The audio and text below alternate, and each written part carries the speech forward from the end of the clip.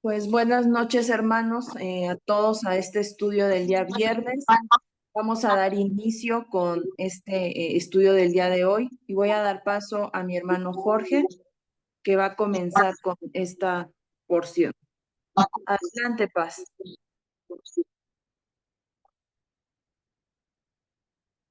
Muy buenas noches a todos en este día 22 de noviembre, viernes 22 de noviembre de 2024.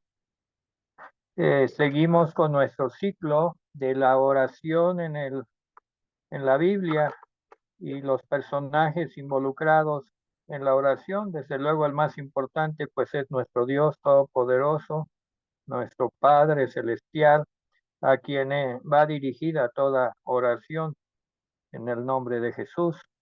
Pero en el Antiguo Testamento pues era pues aquellos escogidos, aquellos ungidos para orar, para establecer una relación con Dios a nombre de pues todo el pueblo. Y en mi caso, tomo un tema que le llamaré Pacto de Dios con el rey Salomón a través de la oración. Pacto de Dios con el rey Salomón a través de la oración. Y me ha parecido muy importante el conocimiento del capítulo 5, 6 y 7 de Segunda de Crónicas, aunque toda la Biblia es importante, pero para este pacto y para la comprensión doy un momento para que aquellos que pues estamos al pendiente del discipulado podamos encontrar la cita. Segunda de Crónicas, capítulo 5. Segunda de Crónicas, capítulo 5, nos pone, le podemos llamar los antecedentes. Eh, Dice, acabada toda la obra que hizo Salomón para la casa de Jehová, metió Salomón las cosas que David su padre había dedicado, y puso la plata y el oro y todos los utensilios en los tesoros de la casa de Dios. He de comentar que esta obra a la cual se hace alusión este capítulo 5, dice toda la obra, pues es el templo más significativo que fue edificado en el antiguo pacto.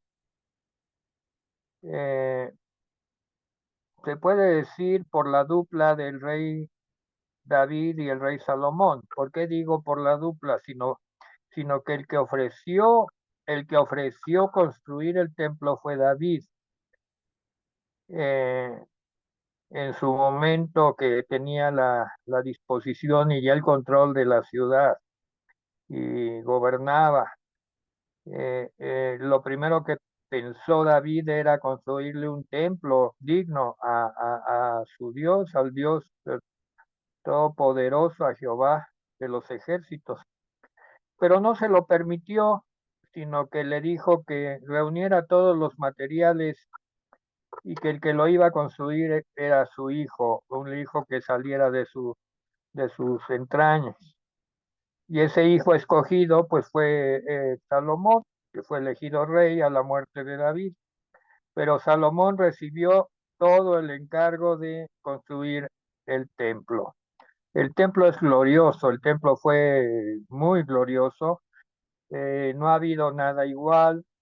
eh, Salomón lo hizo con toda su sabiduría y la que Dios le dio, y a través también de artesanos, y le llevó la cifra de 20 años construir el templo, 20 años, de sus 40 años que reinó, 20 años los dedicó a construir el templo. Pues dice aquí el capítulo 5 que está, bueno, ya la postura, la posición en que está la narración es que ya Salomón terminó la casa de Jehová y dice que la empezó pues a llenar con los utensilios y los tesoros de la casa de Dios. Todo esto había sido reunido por David y también por el rey Salomón, todo lo que iban a poner adentro de la casa, el templo. Entonces Salomón, versículo 2, reunió en Jerusalén a los ancianos de Israel y a todos los príncipes de las tribus, los jefes de las familias de los hijos de Israel, para que trajesen el arca del pacto de Jehová de la ciudad de David, que es Sión. Ahí hay algo que debemos saber. Esta ciudad de David, que es Sión, eh, estaba separada por algunos cientos de metros del lugar donde Salomón escogió dentro de Jerusalén eh, para construir el templo. Así es que pues tenían que trasladar el arca y todos los utensilios. Y dice que, versículo 4, vinieron pues los ancianos de Israel y los levitas tomaron el arca, llevaron el arca y el tabernáculo de reunión, donde había estado muchos años el arca, y todos los utensilios del santuario que estaban en el tabernáculo, los sacerdotes y los levitas los llevaron, o sea, la gente adecuada. Y el rey Salomón y toda la congregación de Israel que se había reunido con él delante del arca, sacrificaron ovejas y bueyes que por ser tantos no se pudieron contar. Y los sacerdotes metieron el arca del pacto de Jehová en su lugar, en el santuario. Fue lo primero que hicieron, introducir el arca del pacto en el santuario, en el lugar santísimo, bajo las alas de los querubines. Aquí se ve y está descrito que pues los querubines ya estaban allí con sus alas extendidas, eran representación de los querubines en unas estatuas en, en oro, con sus alas extendidas. Y dice, pues los querubines extendían las alas sobre el lugar del arca, y los querubines de oro, por supuesto, cubrían por encima hacia el arca como las barras. E hicieron salir las barras por medio de las cuales cargaban el arca, nunca la tocaban.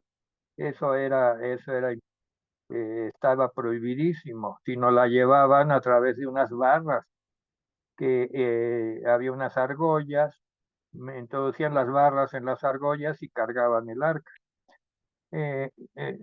Sacaron pues las barras porque ya el arca estaba en su lugar y delante del lugar santísimo. Y así están hasta el día de hoy, dice el cronista. En el arca no había más que dos tablas que Moisés había puesto en Horeb, las tablas de la ley, con las cuales Jehová había hecho pacto con los hijos de Israel cuando salieron de Egipto. O sea, eran las tablas del pacto, el arco, la, el arca de la alianza o del pacto. Todo hablaba del pacto que hizo Jehová con el pueblo de Israel cuando salieron de Egipto. Eso tenemos que tenerlo muy en cuenta. Siempre se habló de pacto, siempre en esta ceremonia. Y cuando los sacerdotes salieron del santuario, todos los sacerdotes habían sido santificados y por lo tanto no guardaban sus turnos. Esto quiere decir que pues estaba todo el grupo sacerdotal, no por turnos, sino todos juntos. También había levitas cantores, los de Asaf, los de Emán y los de Jedutum. Esto nos asocia mucho a los salmos, juntamente con sus hijos, sus hermanos, vestidos de lino fino, Estaban con címbalos y salterios y arpas al oriente del altar, y con ellos 120 sacerdotes que tocaban trompetas. Algo impresionante, más que impresionante, pues era el deseo del rey Salomón de cumplir con las ordenanzas que había dejado David, su padre, para este momento, 20 años después de que David murió. Cuando sonaban pues las trompetas y cantaban todos a una para alabar y dar gracias a Jehová, y a medida que alzaban la voz con trompetas, címbalos, instrumentos de música, alababan a Jehová diciendo, porque Él es bueno, porque su misericordia es para siempre. Entonces la casa se llenó de una nube, la casa de Jehová. Y no podían los sacerdotes estar ahí para ministrar por causa de la nube, porque la gloria de Jehová había llenado la casa de Dios. Dedicación del templo. Entonces dijo Salomón, Jehová ha dicho que él habitaría en la oscuridad. Yo pues he edificado una casa de morada para ti y una habitación en que mores para siempre. Y volviendo al rey su rostro, bendijo a toda la congregación de Israel, y toda la congregación de Israel estaba en pie. Y él dijo, bendito sea Jehová, Dios de Israel, quien con su mano ha cumplido lo que prometió con su boca a David mi padre, diciendo, desde el día que saqué a mi pueblo de la tierra de Egipto, ninguna ciudad he elegido de todas las tribus de Israel para edificar casa donde estuviese mi nombre, ni he escogido varón alguno que fuese príncipe del pueblo de Israel. Mas a Jerusalén he elegido para que en ella esté mi nombre, y a David he elegido para que esté sobre mi pueblo Israel. Y David mi padre tuvo en su corazón edificar casa al nombre de Jehová, Dios de Israel. Esto está hablando Salomón. Y David mi padre dice, mas Jehová dijo a David mi padre respecto a haber tenido en tu corazón deseo de edificar casa, a mi nombre bien has hecho en haber tenido esto en tu corazón. Yo voy a hacer algunas interrupciones para dar algún comentario que va surgiendo. El templo en aquella época simbolizaba la presencia de Dios, la presencia de Dios. Y aquí David le dijo a Salomón, ¿verdad? Que tenía en su corazón deseo de edificar casa, y Dios le dice, bien has hecho de tener esto en tu corazón. El creyente hoy en día, pues somos el templo del Dios viviente, el Espíritu Santo. Y esto nos llegó no por una situación fortuita, sino porque lo buscamos y encontramos al Dios verdadero y le abrimos el corazón para que entrara a morar. Y aquí estamos recibiendo la bendición. Bien has hecho, creyente del día de hoy, bien has hecho en haber tenido esto en tu corazón. Ahora, versículo 9, le dijo a David le dijo Jehová, pero no edificarás la casa, sino tu hijo, que saldrá de tus lomos, él edificará casa a mi nombre. Eso es muy importante, porque Salomón estaba involucrado en esto, pues porque representaba a David. David no podía ser eterno en la carne, tenía que morir algún día y murió de viejo. Pues tuvo muchos hijos, pero el seleccionado por Dios y por David y por el profeta, pues había sido Salomón. Y bien hecho, porque pues Salomón se esmeró en cumplir todo lo que David había prometido. Versículo 10. Y Jehová ha cumplido su palabra que había dicho, dice Salomón, pues me levanté yo en lugar de David mi padre. Y aquí vemos cómo las promesas al Señor se van cumpliendo por generaciones. Y lo que había prometido David, pues ahora lo está cumpliendo Salomón, porque pues para un humano no alcanza la vida para todos los planes que Dios tiene establecidos.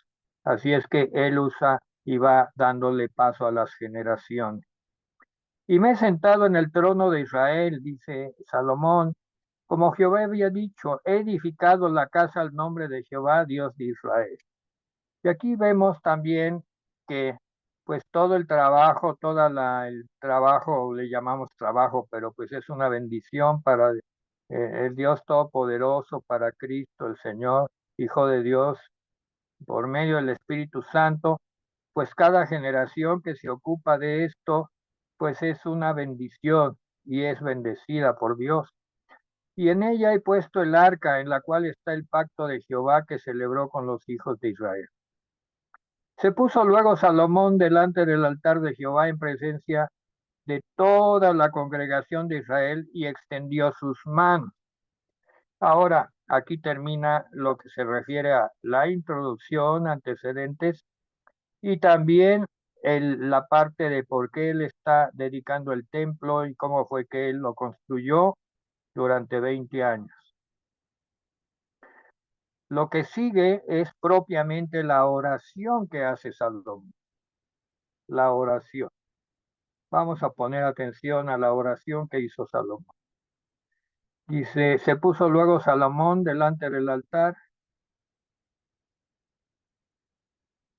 de Jehová en presencia de la congregación y extendió sus manos. Él iba a orar, porque Salomón había hecho un estrado de bronce de 5 codos de largo, de 5 codos de ancho, una buena dimensión, un estrado de bronce, algo impresionante. Se elevaba por encima pues, de todo el pueblo, y de 5 codos y de altura 3 codos.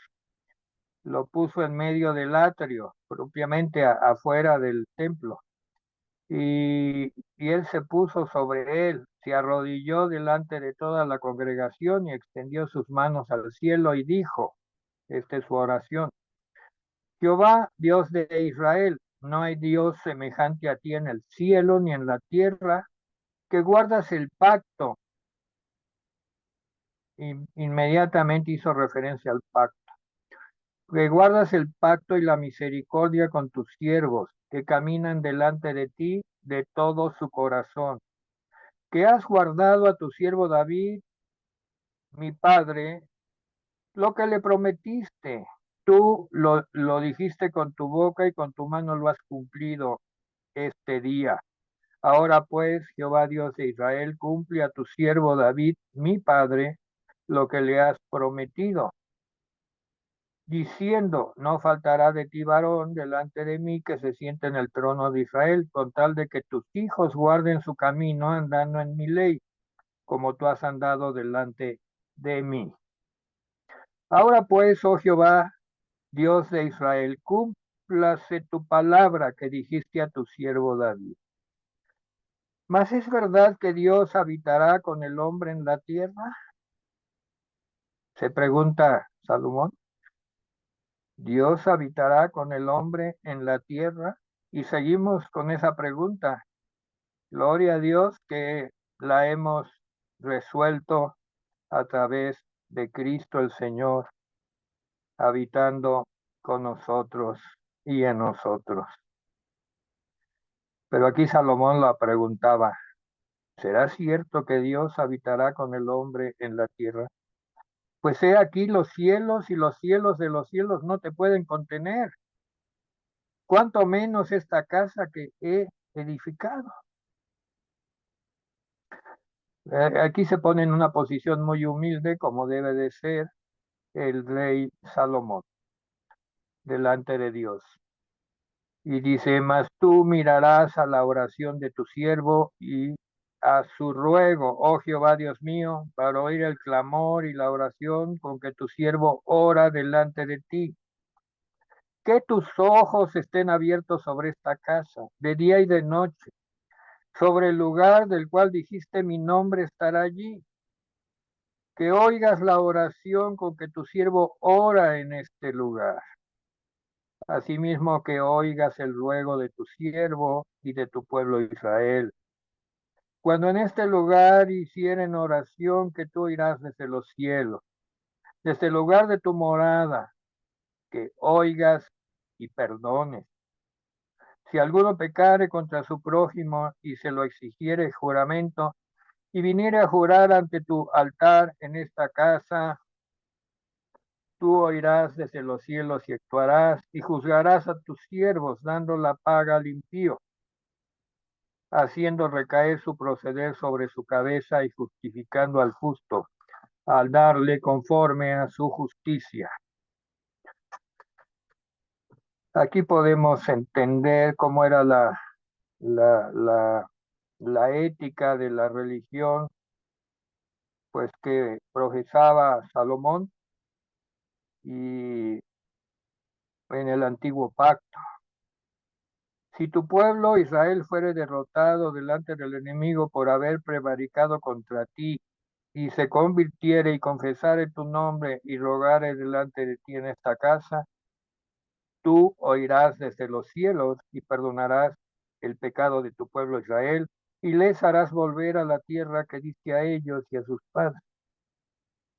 Si los cielos se cerraren y no hubiera lluvias por haber pecado contra ti, si oraren a ti hacia este lugar y confesaren tu nombre y se convirtieren de sus pecados cuando los afligiere, tú los oirás en los cielos y perdonarás el pecado de tus siervos y de tu pueblo Israel.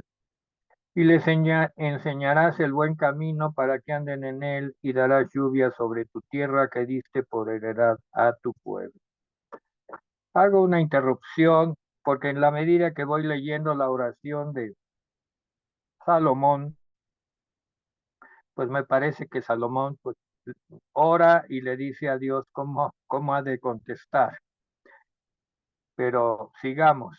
Si hubiera hambre en la tierra, o si hubiere pestilencia, si hubiere tizoncillo, bañubio, langosta o pulgón, o si los sitiaren sus enemigos en la tierra donde moren cualquier plaga o enfermedad que sea, toda oración y todo ruego que hiciere cualquier hombre o todo tu pueblo Israel, cualquiera que conociere su llaga y su dolor en su corazón, y si extendiere sus manos hacia esta casa, tú oirás desde los cielos, desde el hogar de tu morada, y perdonarás y darás a cada uno conforme a sus caminos, habiendo conocido su corazón, porque solo tú conoces el corazón de los hijos de los hombres.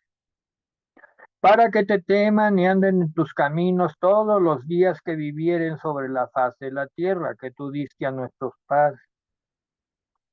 Aquí viene una parte muy interesante, versículo 32.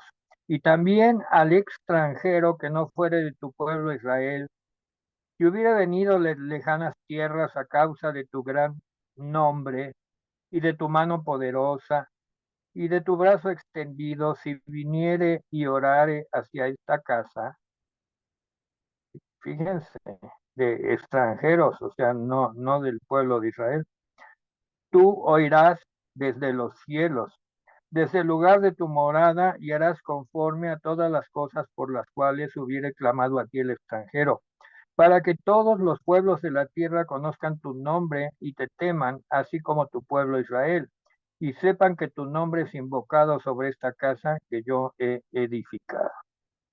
Si tu pueblo saliera a la guerra contra sus enemigos por el camino que tú les enviares y oraren a ti hacia esta ciudad que tú elegiste, hacia la casa que he edificado a tu nombre, tú oirás desde los cielos su oración y su ruego y ampararás su causa.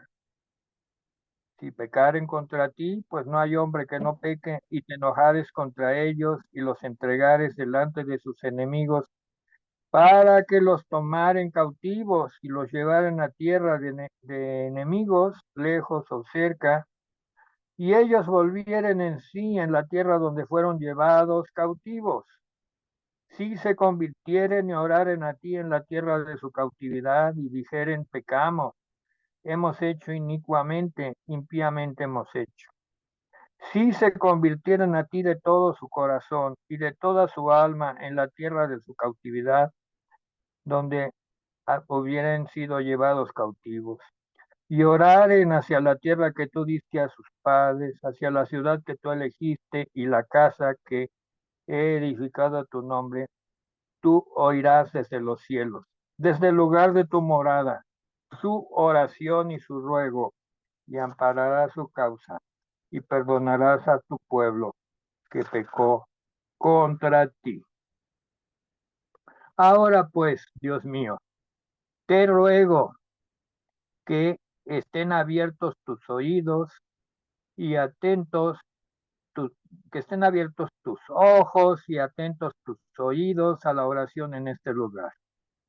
Oh Jehová Dios, levántate ahora para habitar en tu reposo, tú y el arca de tu poder.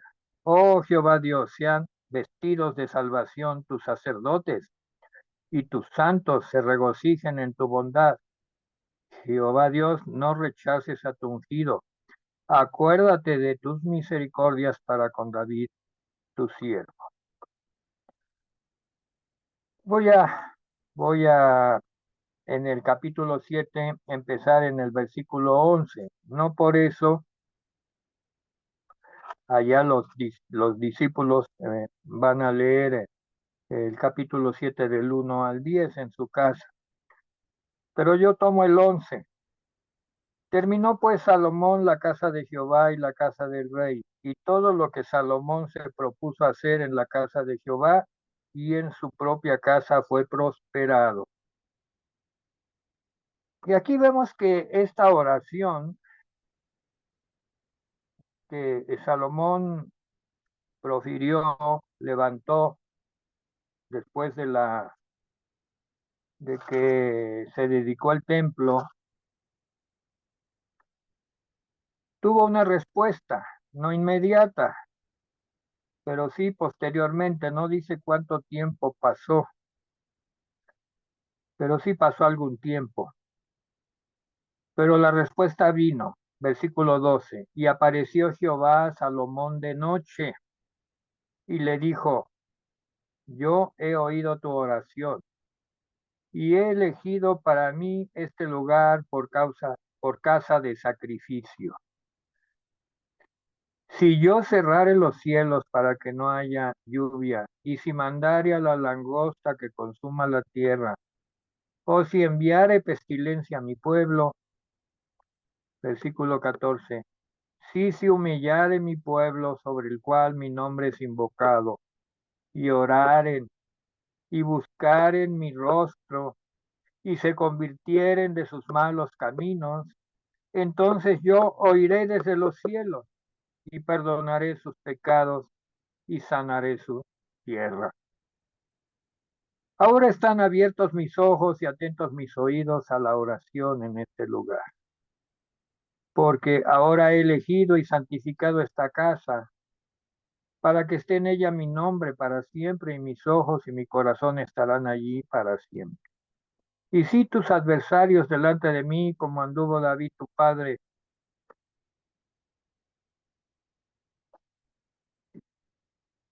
y si tú anduvieres delante de mí, como anduvo David tu padre, e hicieres todas las cosas que yo te he mandado, y guardares mis estatutos y mis decretos, yo confirmaré el trono de tu reino, como pacté con David tu padre, diciendo, no te faltará varón que gobierne en Israel.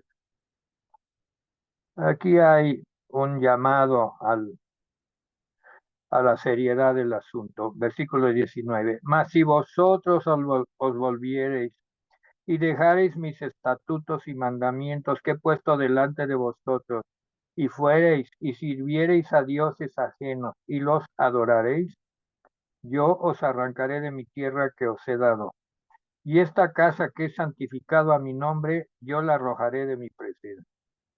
Y la pondré por burla y escarnio de todos los pueblos.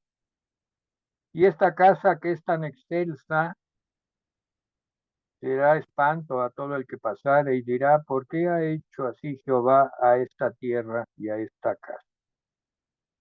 Y se responderá, por cuanto dejaron a Jehová, Dios de sus padres, que los sacó de la tierra de Egipto, y han abrazado a dioses ajenos, y los adoraron y sirvieron. Por eso él ha traído todo este mal sobre ellos. Pues el tiempo justamente alcanzó para leer los pasajes clave del tema. El tema indudablemente es la oración. El templo, los sacerdotes, el ambiente de oración, todo estaba allí. Eh, Salomón hasta ese momento cumplió y más adelante también dice que cumplió organizando los sacrificios, la oración, la alabanza del templo. Pero hay algo de profundidad, de mucha profundidad la breve respuesta que dio Jehová a Salomón de una larga oración. Sí, nos dimos cuenta que Salomón oraba y se daba él mismo su propia respuesta, pero cuando el Señor se manifestó a Salomón de noche, pues fue muy breve,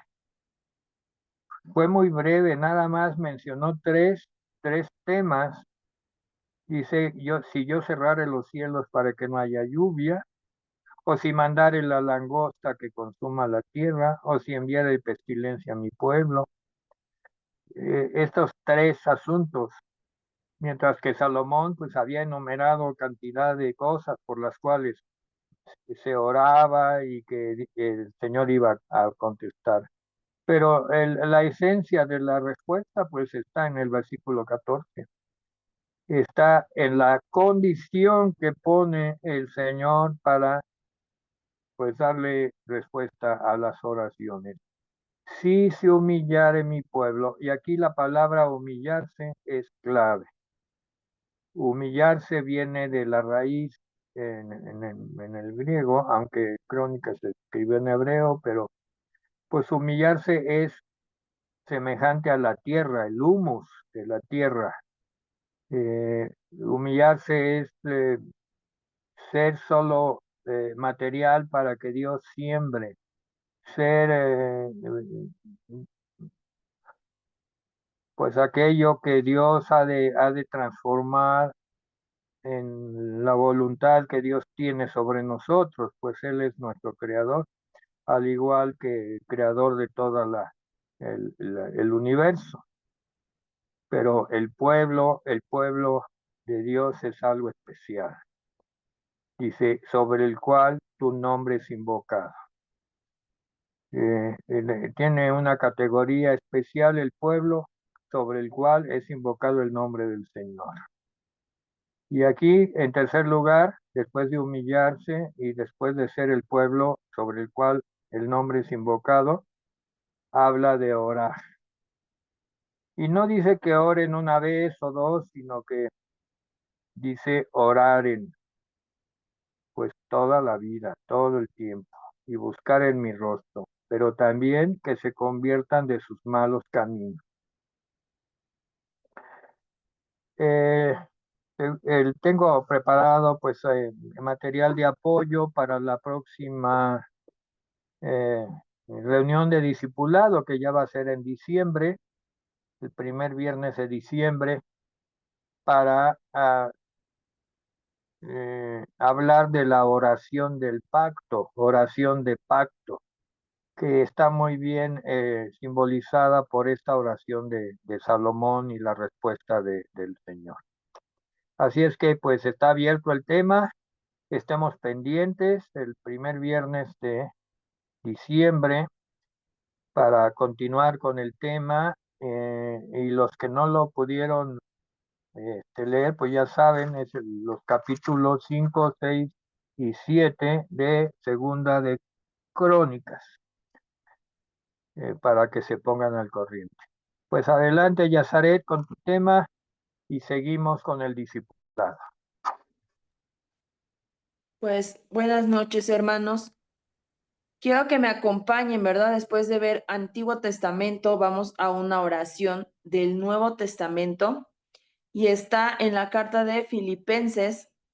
Acompáñenme a Filipenses capítulo 1, versículos del 3 al 11. Y lo voy a leer. Y dice así la palabra, dice el encabezado, oración de Pablo por los creyentes.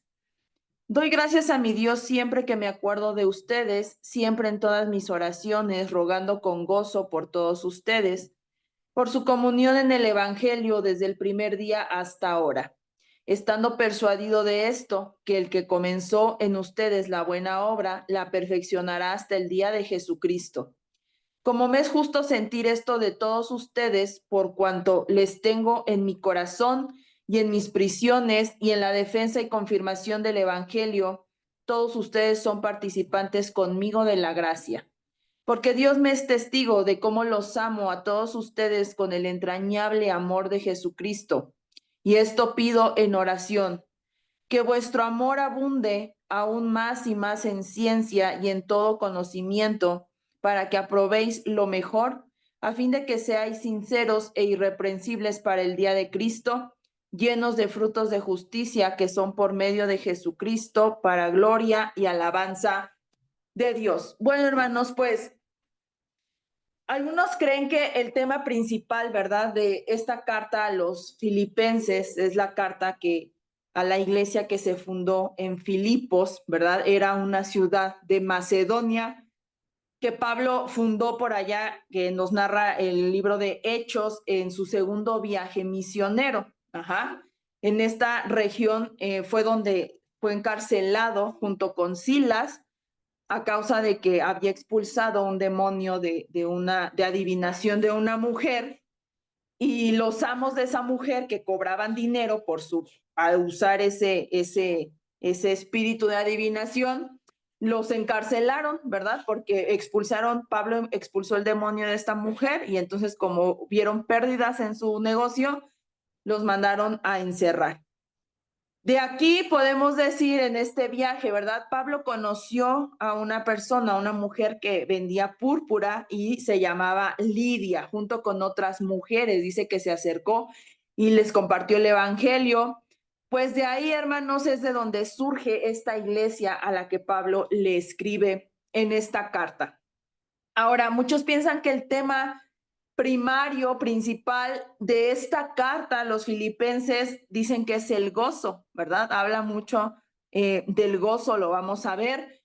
Sin embargo, no es el gozo el tema principal. Puede que el gozo sea un resultado de lo que sí es el tema principal de esta carta, y es que el tema principal es la comunión por el Evangelio. La comunión de quienes, pues de los hermanos específicamente de esta iglesia de Filipos.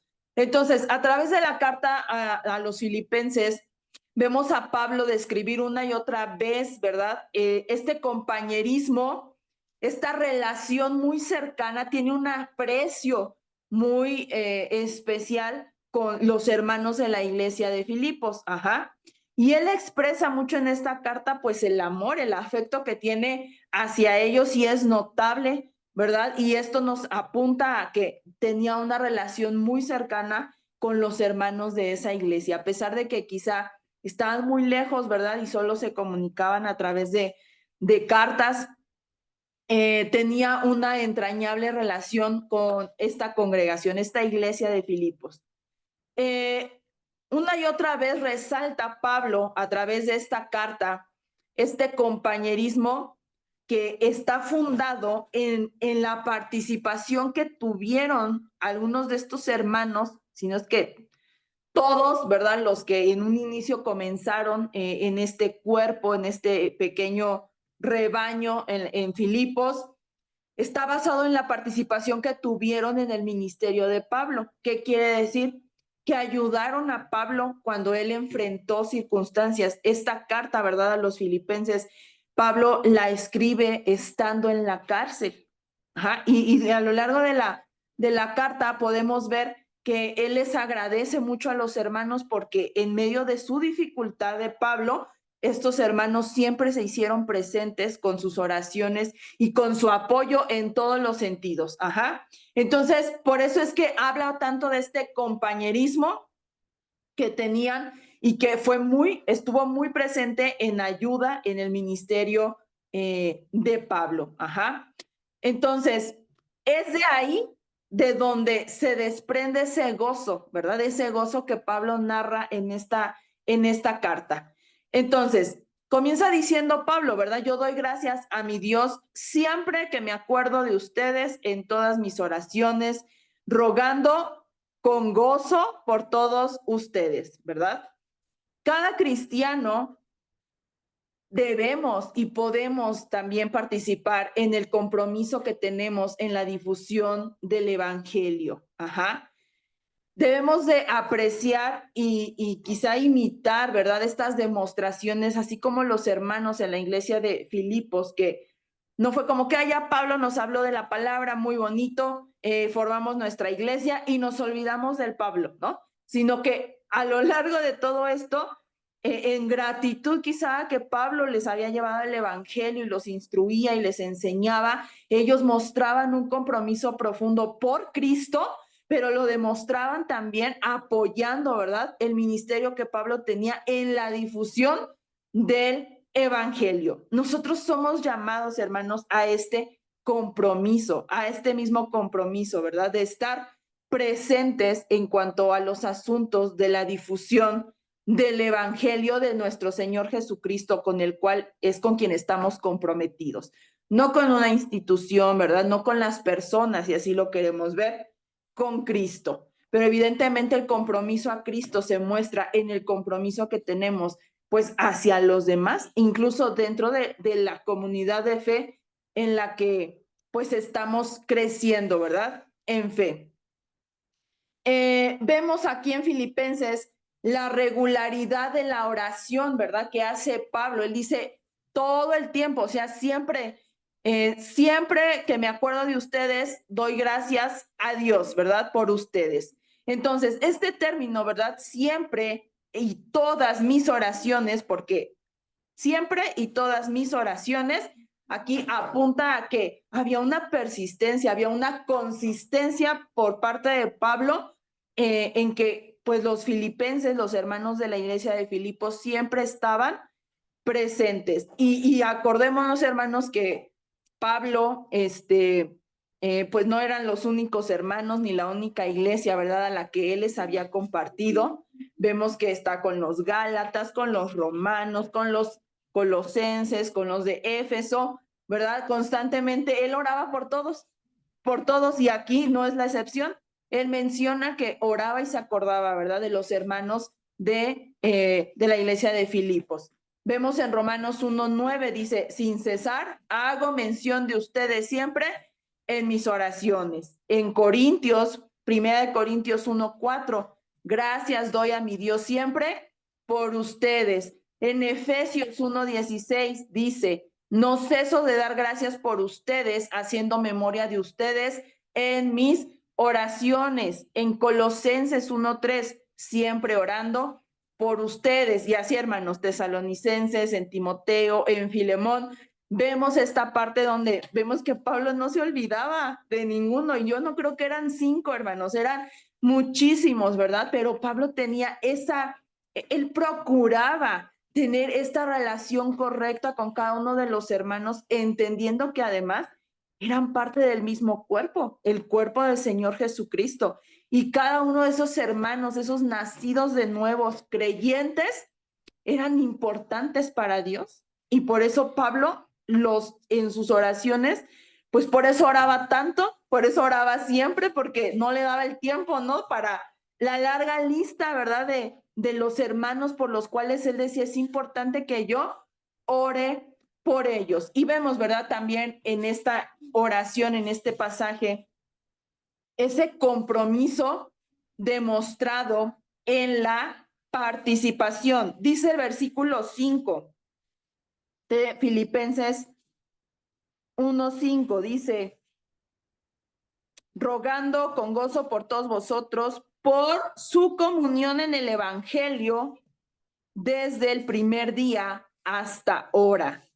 O sea, aquí está diciendo algo muy importante, hermano. Él está diciendo que desde el primer día que los hermanos, no sabemos cuántos se agregaron, pero los que iniciaron y recibieron inicialmente la palabra, hasta este momento donde Pablo está hablando y en esta carta, él dice, han permanecido desde el primer día. Y ese permanecer es un acto demostrativo que han estado, se hicieron presentes, ¿no? Pablo los conocía y sabía de cada uno de ellos porque había un compromiso de cada uno de ellos demostrado en la participación, ya lo dijimos, como pues ayudando, ¿verdad? En el ministerio de, y a sobrellevar las dificultades que Pablo atravesó.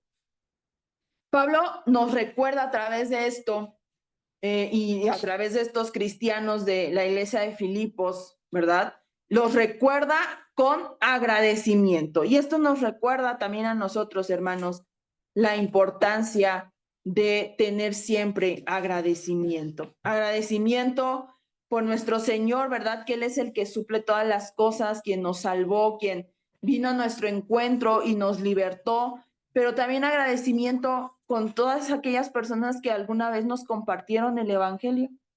Yo lo digo, yo medité en esto, yo dije, ¿quién fue la primera persona que me habló de la palabra, no? Y hoy la recuerdo y es una persona con la que yo ya no hablo. Desde hace muchos años yo le perdí la pista, sé quién es esa persona y eso me hizo decir, Señor, pues donde quiera que esté, pues gracias por su vida, ¿verdad? Y levantar una oración, eso me hizo pensar cuando estaba leyendo este pasaje.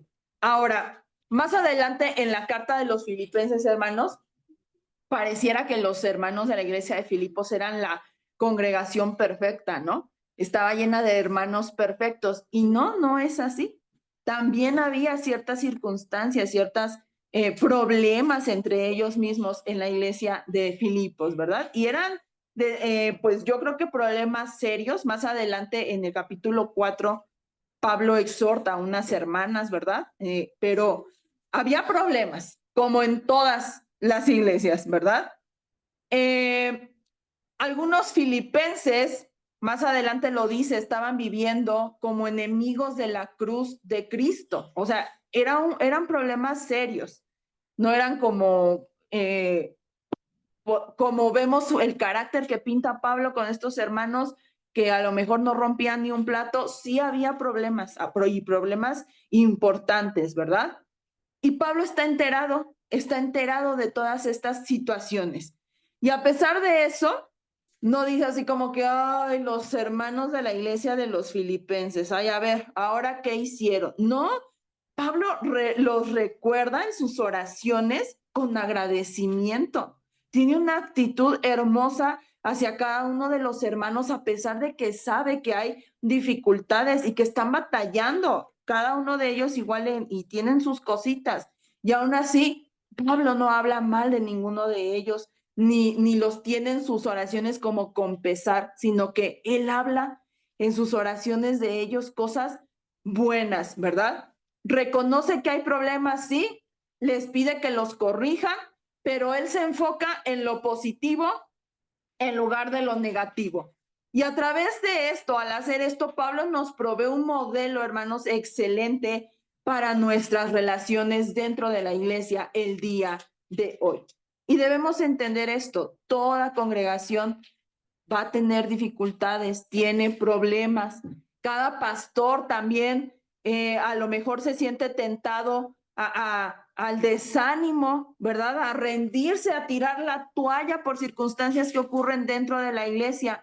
Pero el ejemplo de Pablo nos ayuda a reconocer, sí, los problemas, las dificultades que hay, pero también nos ayuda a vivir con la fe de que Cristo siempre nos va a ayudar a sobrepasar todas esas dificultades. Ajá.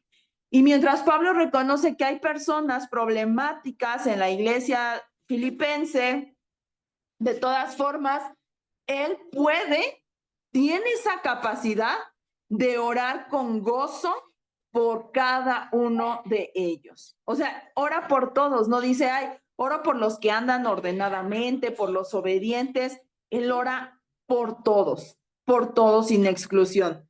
Nosotros no siempre seguimos este ejemplo hoy en día, ¿verdad? No lo seguimos perfectamente, pero nos haría bien recordarlo y pedirle al Señor que nos conceda esa gracia para de verdad poder siempre levantar oraciones de gratitud y con gozo por todos nuestros compañeros cristianos.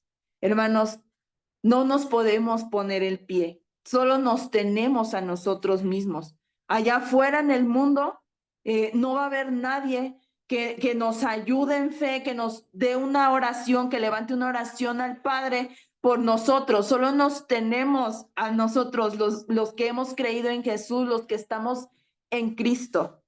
Debemos de aprender a mirarnos con este gozo y esta gratitud, y de esa manera dirigirnos siempre en oración por cada uno de nuestros hermanos. Ajá.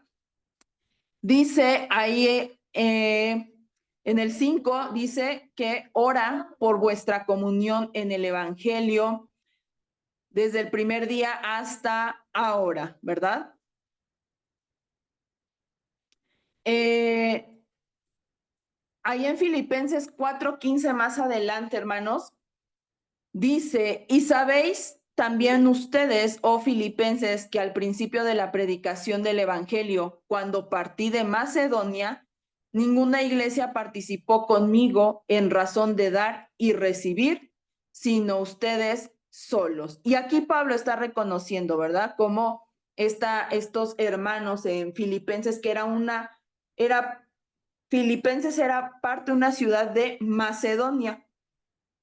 Y aunque él compartió en varios lugares de Macedonia, solo los hermanos de esta iglesia dice que participaron con él en razón de dar y recibir. Y aquí habla, hermanos, de dar materialmente, claro, porque ayudaron a suplir las necesidades materiales, ¿verdad? Que Pablo necesitaba.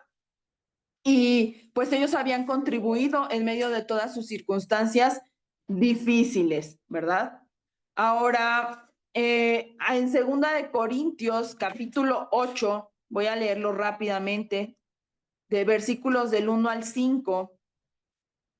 Aquí nos habla de que esa iglesia de Macedonia a la que Pablo se refiere en Corintios es la iglesia de los filipenses. Dice, asimismo, hermanos, os hacemos saber la gracia de Dios que se ha dado a las iglesias de Macedonia, que en grande prueba de tribulación, la abundancia de su gozo y su profunda pobreza abundaron en riquezas de su generosidad, pues doy testimonio de que con agrado han dado conforme a sus fuerzas y aún más allá de sus fuerzas, pidiéndonos con muchos ruegos que les concediésemos el privilegio de participar en este servicio para los santos. Y no como lo esperábamos, sino que asimismo se dieron primeramente al Señor y luego a nosotros por la voluntad de Dios. Aquí en 1 Corintios, yo no tengo duda que aunque habla Macedonia en general, quienes vino a la mente de Pablo eran los hermanos de Filipenses. Ajá. Ahí igual en Filipenses 2:25 vemos, dice, mas tuve por necesario enviaros a Epafrodito, mi hermano y colaborador, compañero de milicia, vuestro mensajero y ministrador de mis necesidades, ¿verdad? Y entonces aquí estamos viendo que pues Epafrodito era un hermano a través de quien los hermanos suministraban, ¿verdad? A Pablo, pues cosas que él necesitaba. Vamos a ver esta palabra donde dice que habla del compañerismo en el versículo 5, por vuestra comunión. Comunión es la palabra kainonia, ajá. Esto significa compañerismo, participación, repartimiento o contribución. Lucas utiliza esta palabra, kainonia, para hablar del compañerismo entre los miembros de la iglesia. En Hechos 2:42 dice, perseveraban en la doctrina de los apóstoles, en la comunión, es esta palabra kainonia, y en el partimiento del pan y en las oraciones. Pablo también usa esta palabra en Gálatas 2:9 para hablar de los pilares de la iglesia, dándoles a Pablo y a Bernabé las diestras de compañía. Ahí viene compañía, esa palabra, kainonia. Pablo también usa en Primera de Corintios 1:9 esta palabra para hablar del compañerismo que los cristianos disfrutan con Dios. Dice, fiel es Dios por el cual sois llamados a la participación, ahí es kainonia, de su Hijo Jesucristo, nuestro Señor. Voy a hacer estas preguntas. ¿Cómo demostramos nuestro compromiso, ¿no? Nuestra participación, hermanos, en el evangelio que hemos recibido? ¿Podemos demostrar nuestro compromiso que tenemos? Algunas de las formas en cómo demostramos nuestro compromiso y participamos, nos hacemos presentes en esta realidad de compañerismo, uno es estando siempre pendientes de las necesidades de todos nuestros compañeros, y me gustaría recalcar esta palabra, no solo hermanos en la fe, compañeros por el evangelio, ¿verdad? Esa es una forma de demostrar nuestro compromiso. Quizás no podemos materialmente a lo mejor dar mucho, es una forma también materialmente, claro que sí, pero no es lo único. Pero orando por cada uno de nosotros, de nuestros hermanos, de aquellos que sabemos que están compartiendo el evangelio, de aquellos que sabemos que en su trabajo por compartir el evangelio están enfrentando una dificultad. Eso es demostrar nuestro compromiso. Otra forma es teniendo comunicación constante entre hermanos y animándonos y recordándonos que estamos presentes, que no van solos en sus luchas, porque cada uno de los hermanos, como decíamos, está enfrentando una lucha. Cada uno de nosotros, me incluyo, todos tenemos una lucha que estamos enfrentando y muchas veces pareciera que vamos solos. Claro, el Señor está con nosotros y amén por eso, porque su presencia nunca nos abandona, pero también dejó un cuerpo, puso columnas dentro de este templo viviente que narra la Escritura.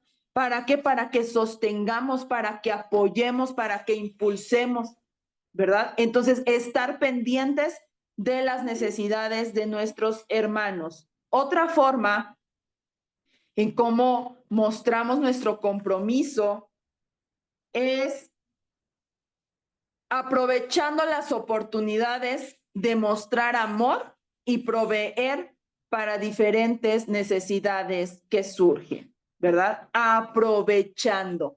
Y esta palabra, hermanos, esto me suena que tenemos que ser intencionales, ¿verdad? Tenemos que ser intencionales para buscar al hermano que está llorando amargamente en medio de la alabanza y darle un abrazo y decirle, hermano, no estás solo, y orar por él, ¿por qué no? Y demostrar compañerismo, ser intencionales, ¿verdad? Otra forma, ¿verdad? Dentro de la iglesia, hermanos, recordemos que está esta parte que es una, pues algo que Dios ha puesto en el corazón de los pastores, que es ofrendar, ¿no? Con algo de la despensa, para armar una despensa y bendecir a una familia que esté atravesando necesidad.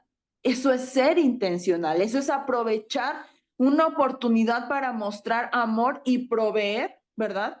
Y en ayuda a nuestros hermanos en la fe.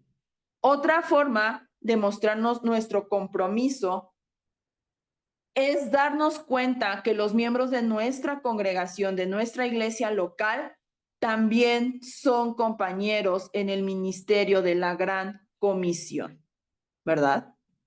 También, hermanos, no solo nosotros sufrimos, no solo puedes decir, ay, estoy sufriendo, ay, me está pasando esto, mis hijos no quieren saber el evangelio. Todos somos compañeros en esa misma misión y también cada uno de ellos que está, pues ha tomado, ¿verdad?, esta determinación de aceptar la responsabilidad de ir y compartir el evangelio a donde quiera que vaya. Todos enfrentamos las mismas dificultades. Y tenemos que tener en cuenta eso, hermanos, con todos nuestros hermanos. Algunos en otro nivel quizá, pero finalmente todos, ¿verdad? Somos compañeros en este ministerio de la gran comisión. Todo esto, hermanos, y ya termino con eso, no voy a acabar, ¿verdad? Me quedo ahí hasta el 5, pero todo eso nos recuerda que hay algo mucho más importante que determinar quién tiene la razón.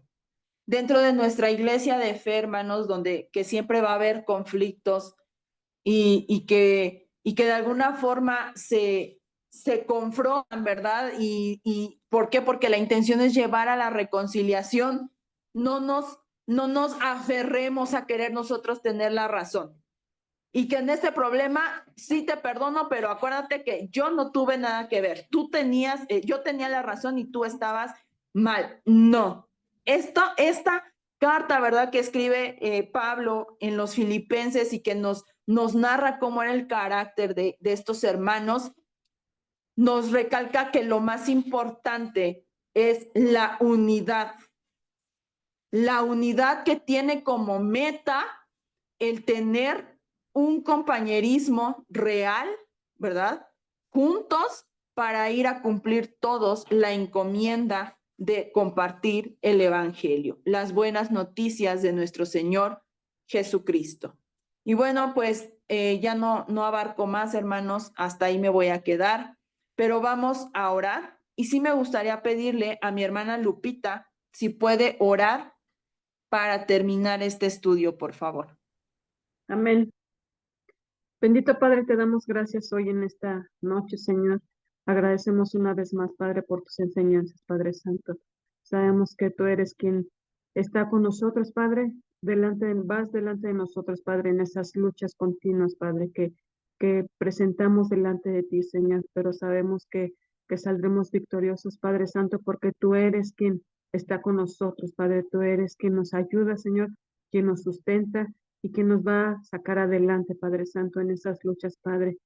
Te pedimos que seas con cada uno de mis hermanos, Padre, que seas tú ayudándoles, Padre, a los de la iglesia, Señor. Sabemos que cada uno tiene sus luchas, bendito Dios, y que pongamos en práctica, Padre Santo, la oración, Padre Santo. Oremos unos por otros, Padre Santo. De esa manera, Señor, también apoyemos a nuestros hermanos en sustento, Padre, en oración, Padre, para que no se sientan solos, mi Señor. Pero como dice Yasa, hay que hacerlo intencional, Padre Santo, para que pueda ser, Señor, una cadenita, Padre Santo, que los demás sean contagiados, mi Señor. Yo te agradezco hoy en esta noche, Señor, por la enseñanza, Señor, por el pastor David, Señor. Te pedimos que seas tú dándoles la sabiduría, Padre Santo, y a nosotros también, Padre, para poder entender y poner en práctica tu palabra, Señor. Te damos gracias en el nombre de Jesús. Amén. Buenas noches, Yasa. Pastor David, Bendiciones, hermanos, a todos. Mechita, buenas noches. Buenas noches. Bye.